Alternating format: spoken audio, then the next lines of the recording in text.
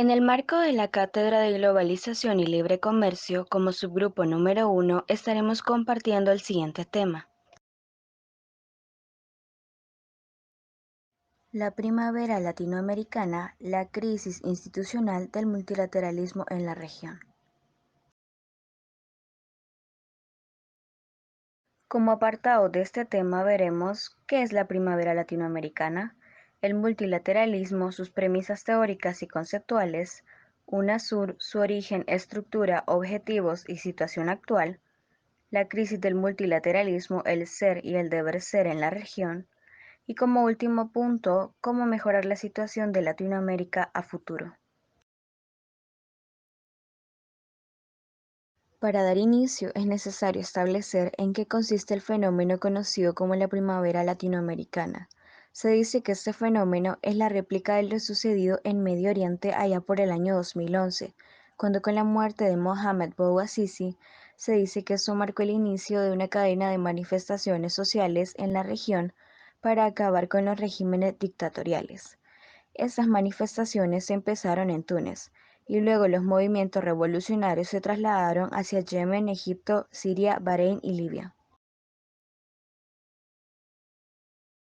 El término primavera latinoamericana se define como aquel fenómeno donde van los cambios, y se usa como una analogía a la primavera árabe, en la que las protestas iban en un mismo sentido. Esto según Francisco Sánchez, un docente de la Universidad de Salamanca. Ahora bien, se dice que en América Latina se ha vivido una copia de este movimiento, principalmente por un cúmulo de descontentos generados por la injusticia poblacional provocada por el modelo neoliberal, en donde también se destacan otros temas sociales como la corrupción, la violencia de género, los feminicidios, los regímenes totalitaristas, tensiones económicas, el narcotráfico, los flujos migratorios, discriminación a las minorías y más.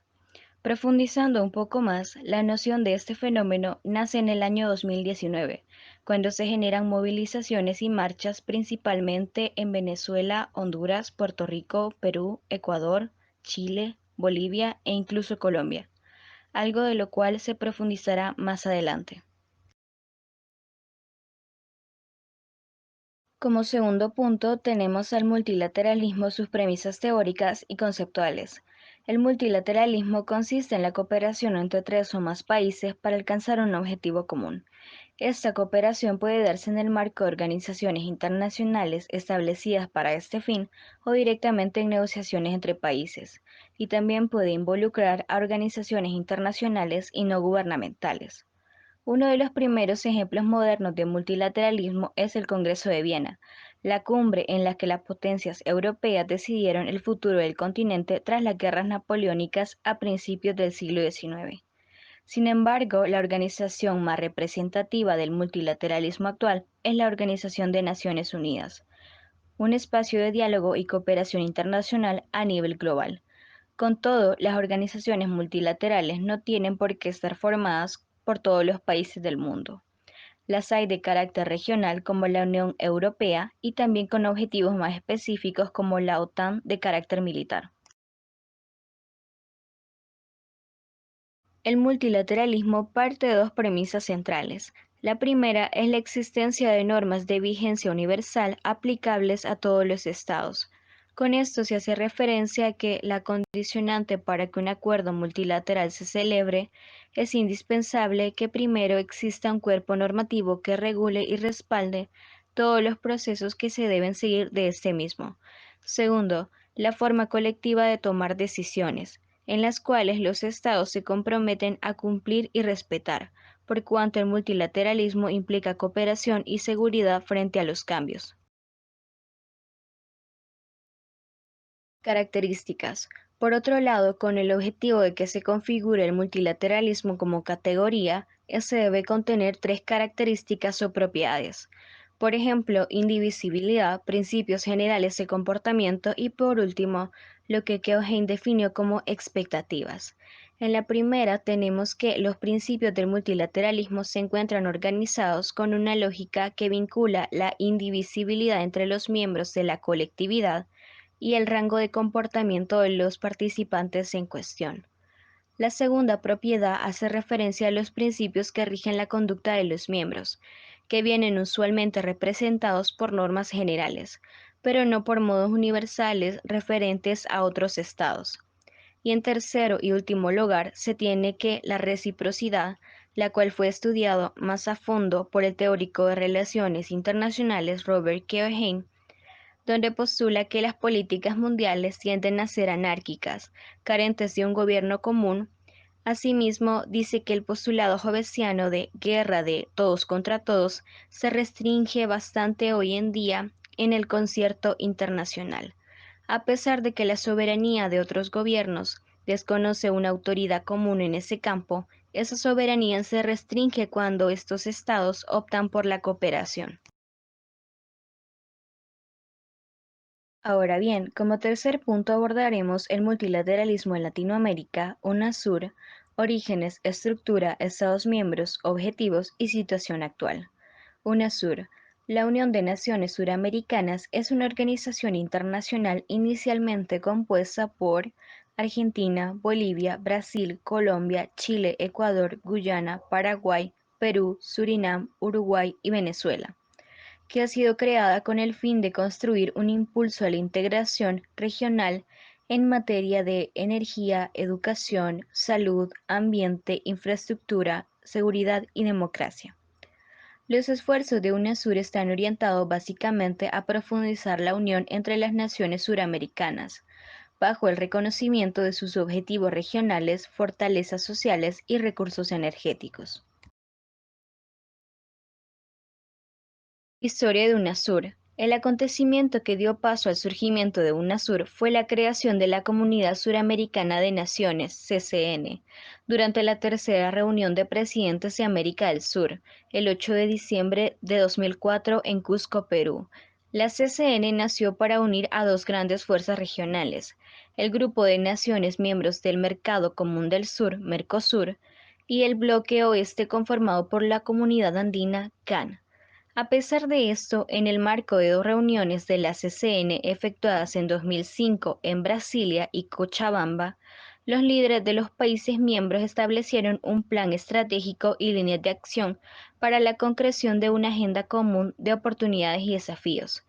Pero es finalmente en la primera cumbre energética suramericana que tuvo lugar en abril de 2007, en la isla Margarita, Venezuela, en la cual se fijaron las prioridades y la CCN cambió su nombre por UNASUR.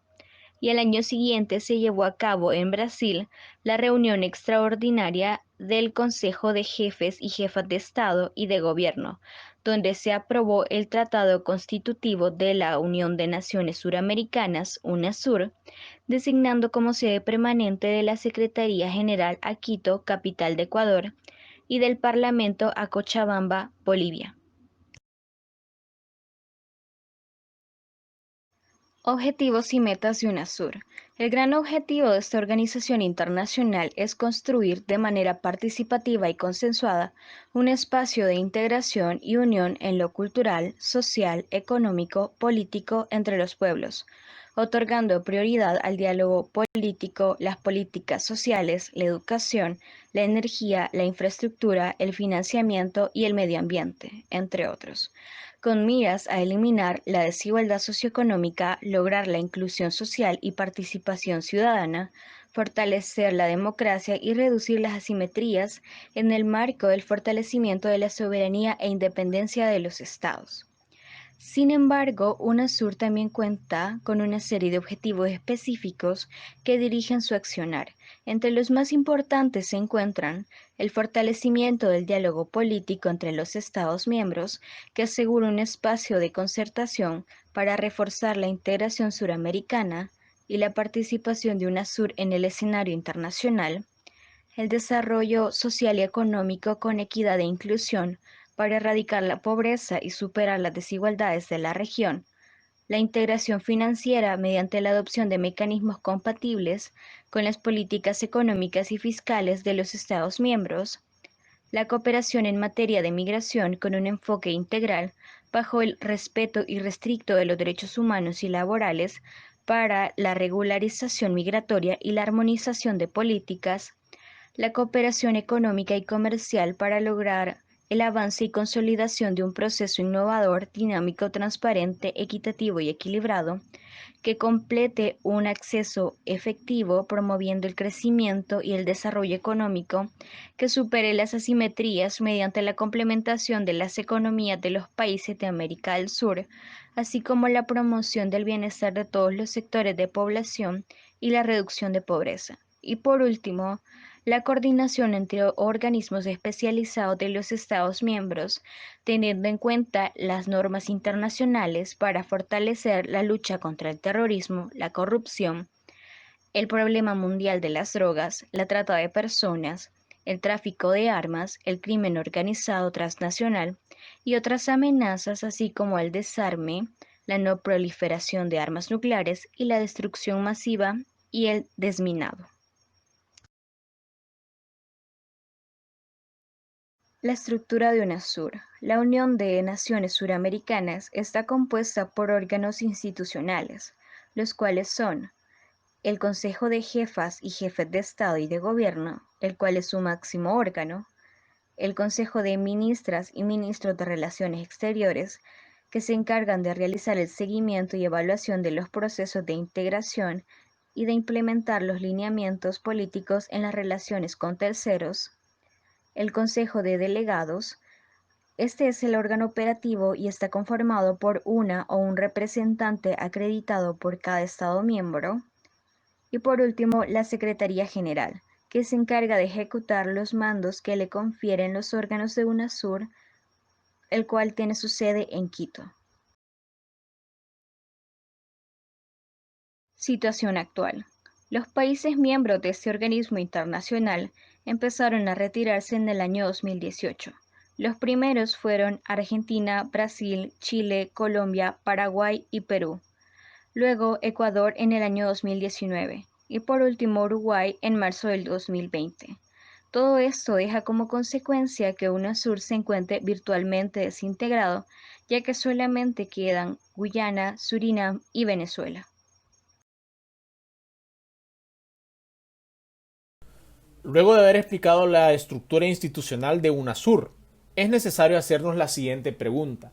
¿Existe una crisis del multilateralismo en América Latina? Ahora bien, es necesario hacer un contraste en donde se compare lo que plantean los objetivos y las metas de UNASUR junto a lo que está sucediendo en la realidad, en donde se evidencia claramente cómo esta organización regional no está haciendo absolutamente nada para contrarrestar a una primavera latinoamericana que cada vez despierta más las alarmas y alza la voz en contra de las injusticias sociales, económicas e incluso medioambientales de la región.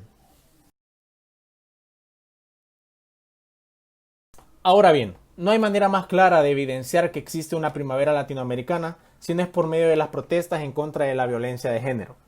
Y es aquí donde se evidencia que existen países como México, Brasil, Chile, Argentina e incluso otros como Perú y Bolivia, los cuales han intensificado sus marchas feministas. Pero, ¿por qué sucede esta cuestión y qué es por lo cual luchan? Bueno, esta pregunta puede ser muy obvia, sin embargo es necesario responderla. En donde pues la lucha va a favor de los derechos de la mujer, en contra de los feminicidios y en contra de las altas tasas de mortalidad y de violencia de género. Sin embargo, este es un fenómeno que no solo ha trascendido en el año 2019, sino que lo vivimos en la actualidad con el COVID-19. ¿Y cómo podemos relacionar el COVID-19 con la violencia de género? Bueno, es una situación muy fácil y muy lamentable también, en donde se establece aproximadamente, según algunos datos, que países como Brasil, con un aumento del 22%, Argentina con 17%, Perú con 14% e incluso otros como México, con un aproximado de 987 mujeres asesinadas en el primer cuarto del año 2020, son países en donde la violencia de género se ha proliferado y ha incrementado de manera exagerada. Y esto a causa del confinamiento. Esto según datos proporcionados por el Centro de Estudios Wilson, junto con la Organización de las Naciones Unidas. Y ahora bien, la pregunta del millón es la siguiente. ¿Qué ha hecho UNASUR para contrarrestar los feminicidios en América Latina? Bueno, A pesar de que en sus principios se contempla, entre muchas comillas, el desarrollo social y humano con equidad e inclusión, bien sabemos que de diente a labio hay mucho camino. Y el papel todo lo aguanta, en donde tristemente la organización ha tenido un papel demasiado pobre y se ha limitado a, ¿qué? Adivinen qué, a crear un semáforo medidor. Pero, ¿qué es eso o para qué sirve? Bueno, según ellos es un indicador de estudio que sirve para analizar y verificar cómo ha evolucionado la problemática de género en el tiempo y a lo largo de estos años. Pero lo más chistoso de todo esto es que esta medida ha sido implementada en el año 2014. Sí, 2014. Y se ha notado como este problema no ha cambiado en absoluto. Y esta medida, entre comillas, no ha servido para absolutamente nada. Seguidamente podemos observar que la primavera latinoamericana ha tenido la peculiaridad de presentarse mucho en aquellos países de izquierda, como corte ideológico.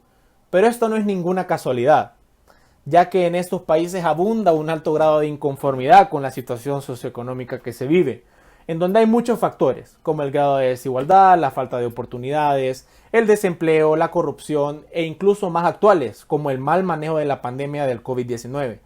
Estos han sido elementos fundamentales para que las personas no tengan más opción que salir a las calles a protestar.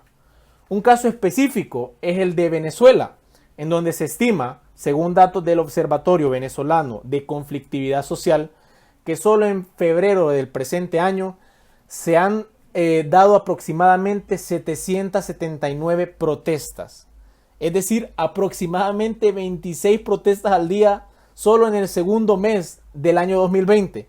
Y se predice que esto es principalmente por la condición de crisis económica que vive el país, obviamente generada por el mal manejo. Ahora imaginémonos cómo estará la situación con todo lo que está viviendo la pandemia y todo lo que ha afectado económicamente al país venezolano.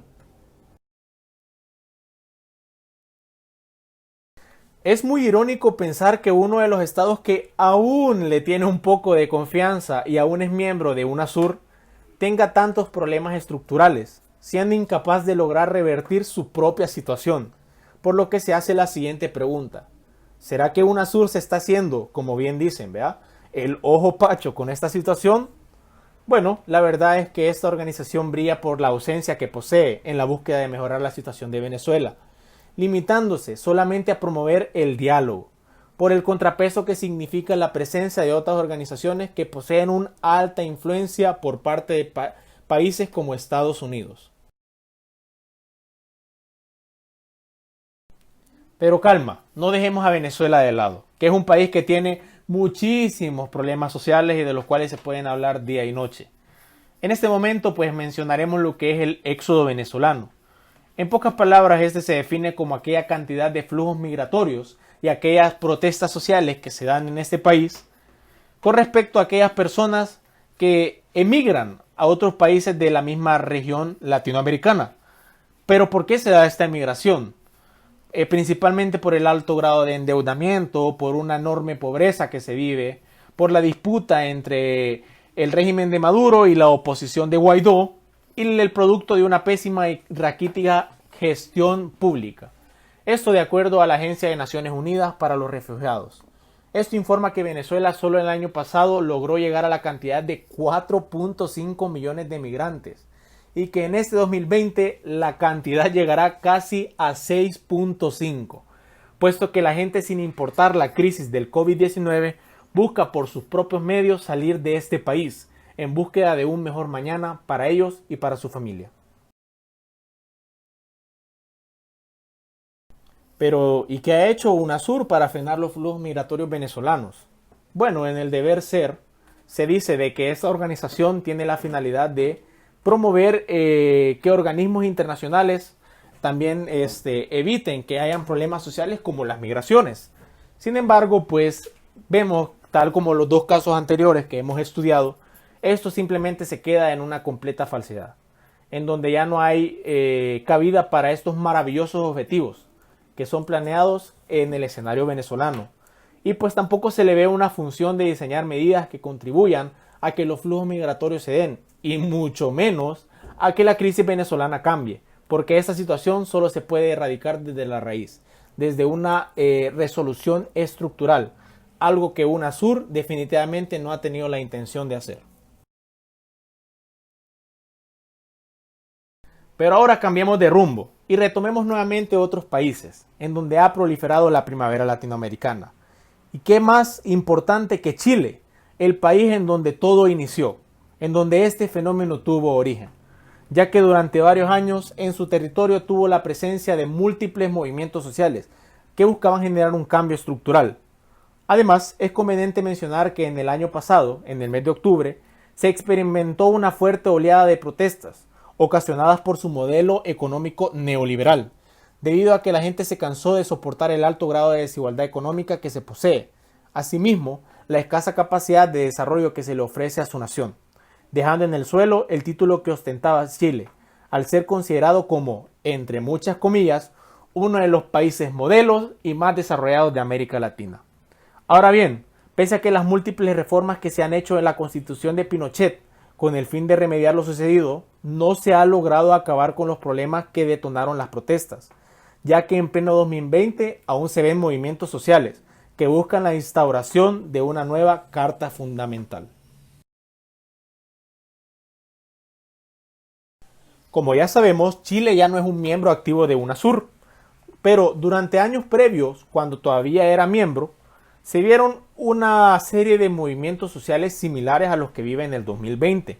Sin embargo, durante ese tiempo en el que suscitaron dichas marchas, la presencia de UNASUR nunca se hizo notar, así como su valioso objetivo de desarrollo social y humano con equidad e inclusión para erradicar la pobreza y superar las desigualdades en la región, ya que el ánimo de dicho organismo por ser partícipe y velar por sus miembros nunca fue alto. Y es triste ver cómo un organismo con ideales tan grandes para sus miembros nunca fue capaz de velar por ellos y que nada más usó su nombre institutivo como un simple adorno.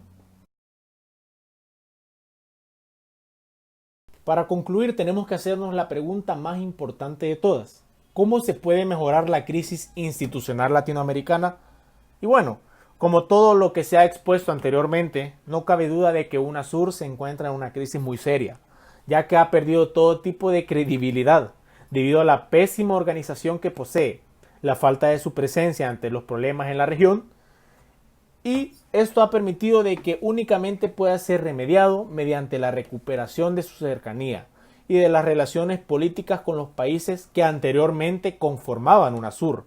Asimismo, cumplir y velar por los objetivos que presenta ante sus miembros al pie de la letra, con el fin de que estos vean que su participación es esencial para promover, solventar y arreglar cualquier conflicto que se dé entre países o al interior de estos, comportándose como un organismo de integración regional verdadero, en lugar de servir como un club de presidentes aliados, ya que eso solo pone en evidencia lo débil que es su estructura.